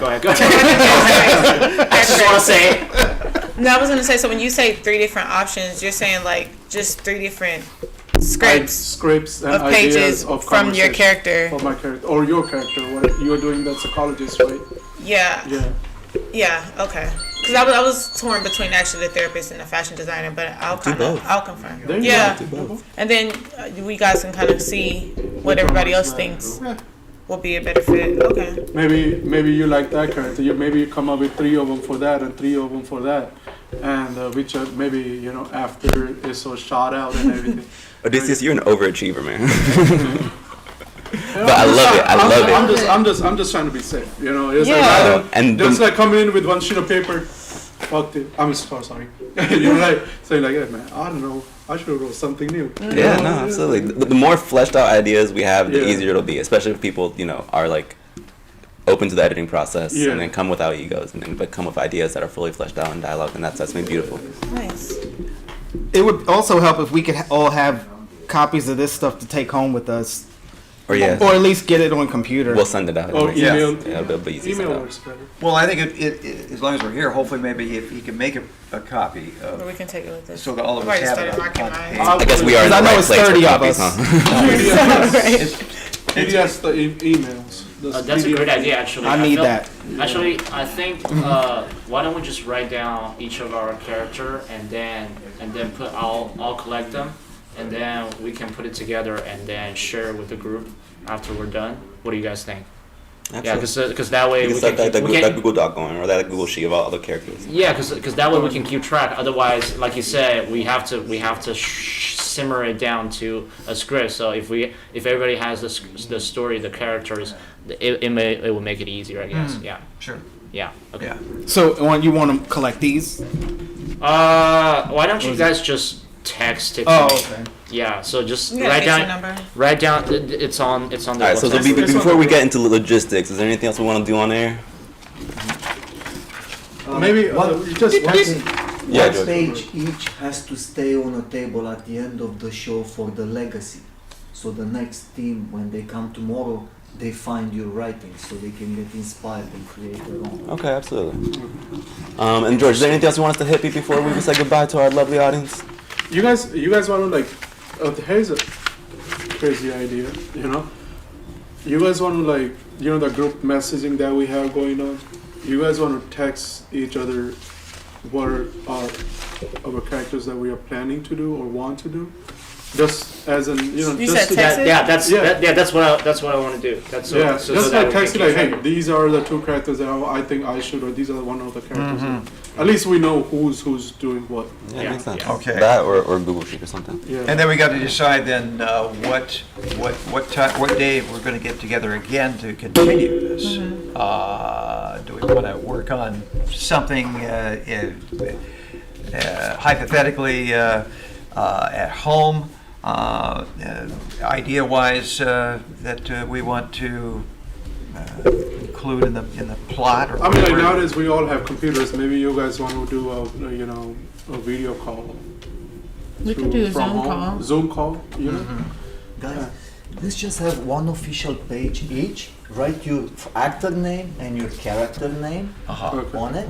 Okay. And that's it for now. If you have wardrobe and one line, that would be great. But if you don't, that's fine. Just You said a whatever you have is gonna stay here for the next episode. So when they come, they already have in the story your characters to play with. Give as much information as you can on a page. Write so we can all read it. What if you're torn between two? Right, both. Okay, I'll yeah. answer for 'em. Yeah. And All right. So as we all start writing, I feel like we're gonna stop talking. Do we want to say goodbye? You guys want to Sign off? You guys want to wrap it up? Yeah, you we'll can, give you each can other write information. one each, and when one finishes, the other one writes, so the other ones can talk in the meantime. Oh, so we're just write it and talk about it. Okay. All right, let me write it down on my Who phone writes first? I'll write it first. Let me write it on my phone so that I have a record. And you guys help him out. What is he writing about? Yeah. So Steve the robot got the robot. Actually, let me see if I can do it. Steve the robot got beaten up by a bad guy, and it came back to the print shop, and it feel really down. It's a new character. No, the robot. This is just describing the robot. What happened to the robot? This is kind of entering the scene, right? Like the robot got beat down, and I'm like, hey, I'm gonna help you I'm gonna fix you or whatever. Okay, I got you. Yeah. Maybe right after the point when I shot him down. Yeah, exactly. And his scene comes in saying, "Hey, let me fix it up with a juice bag," Yeah. Shouldn't have been playing Call of Duty. Steve says, I feel really down. Maybe I should see a therapist. And then Johnson says, Simmons as the Johnson says, don't worry, we can see the therapist later. I'm gonna fix you up first, physically, and Johnson upgrades the robot into a war machine. Go War Machine. Okay. Okay. So I'm guessing I'll just go with the therapist. Okay. Okay. So yeah, I'm really like, you're gonna be okay. You're gonna be okay. And then we put a bunch of. I don't know. I feel like there's gotta be a scene with a missile. I'm sorry. I don't know. Does he want all that? There has to be a scene of the missile. It's non-negotiable. Okay, I'll stick to my first character, the skeptic. I think that's going to be a bit of a grounding moment for the audience in introducing this robot, Steve.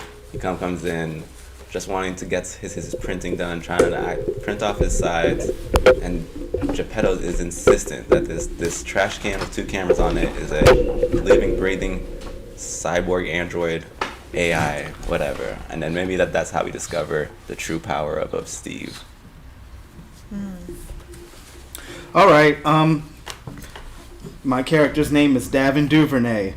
I'm a real estate agent from another solar system. I just moved to Los Angeles. I offer refuge to Geppetto and Steve from the thieves that want to take over and destroy the print shop. I offer refuge to them by providing land on another solar system. They may or may not take that offer, but that's just one Beautiful. thing I came up with. Nice. Amazing. You sarcastic bastards! I think it's really interesting. What are you talking about? An escape plan, it's important. Odysseus, what you writing down? Right now, I'm just writing down my character's name and I'm probably gonna come up with a conversation. And I really like the idea that we started earlier. Talk about me holding, of course, a prop gun and a controller, and me coming in here trying to make copies for something, and I'm freaking out because my head is still in the game at my place. Oh, okay. I'm thinking within that scenario, I'm like, why the hell would I be holding a freaking controller and a gun in my hand? Because I'm a freaking lunatic at my house and I'm just playing video games all day long, and I'm coming in here making copies of, taking, I don't know, for some odd business, I'm over here trying to take care of my business.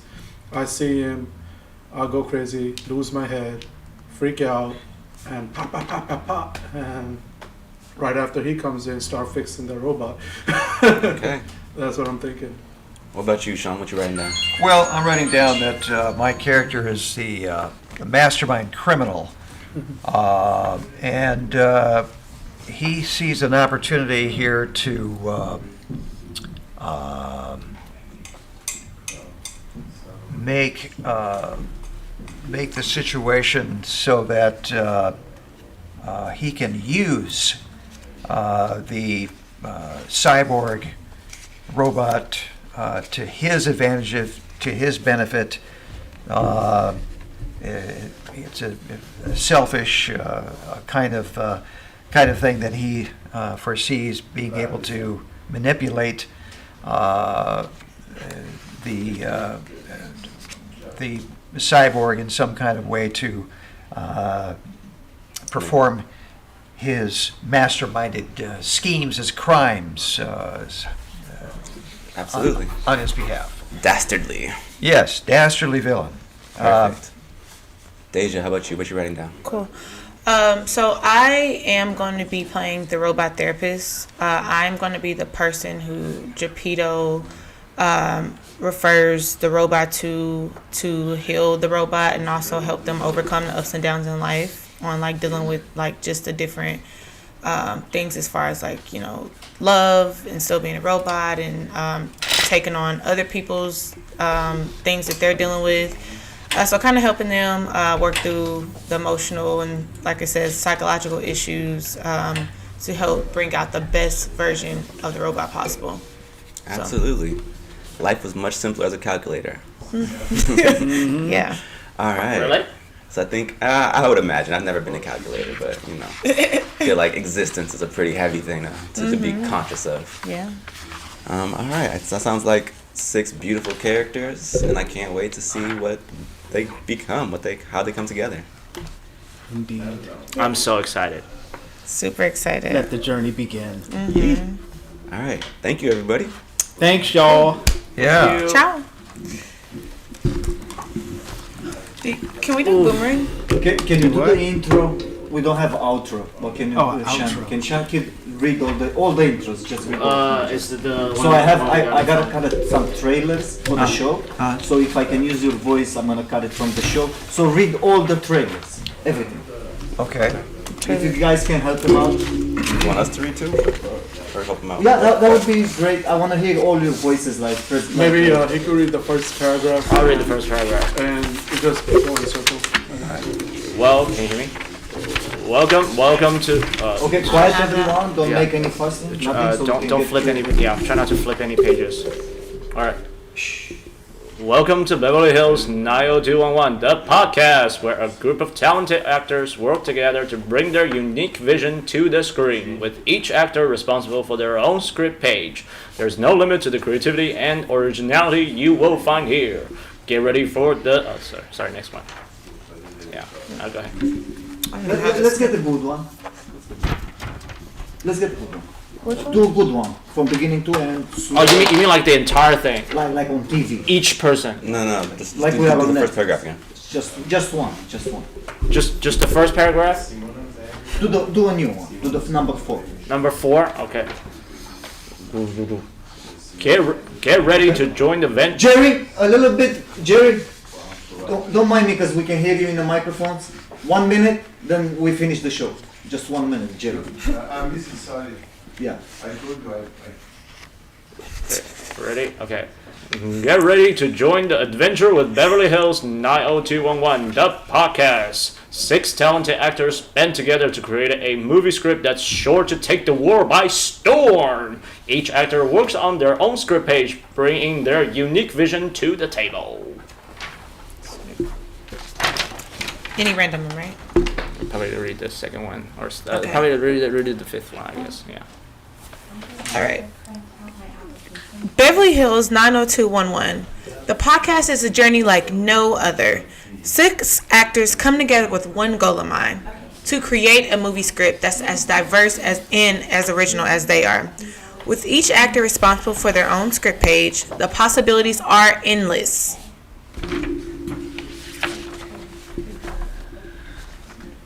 Get ready for the ultimate podcast experience. Beverly Hills 90211 brings you 6 talented actors, each with a dream and a vision to share.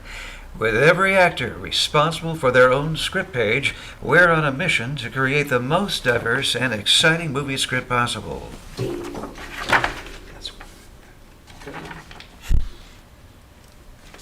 Get ready for the ultimate. That's what I read. Oh, that's what you got.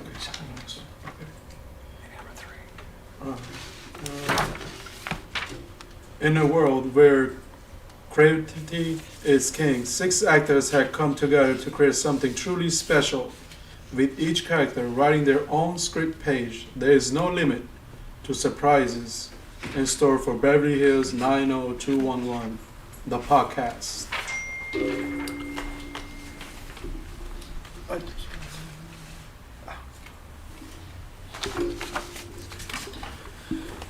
Get ready to join the adventure with Beverly Hills 90211, the podcast.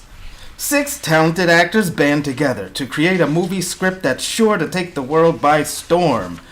Each actor works on their own script page, bringing their unique vision to the table. In a world where creativity is king, 6 actors have come together to create something truly special. With each actor writing their own script, there is no limit to the surprises in store for Beverly Hills 90211, the podcast. Anything else you want? Coming to theaters. I really like the way it says, in a world where creativity is king. Right? It's like, it's like so dramatic. I'm just leaving these on the table. All right, so we're done. Yeah, I think so. We're done? Cool. Thank you, everybody. So we're just leaving these on the table? Yeah. Alrighty. Uh, right. Let me write it down.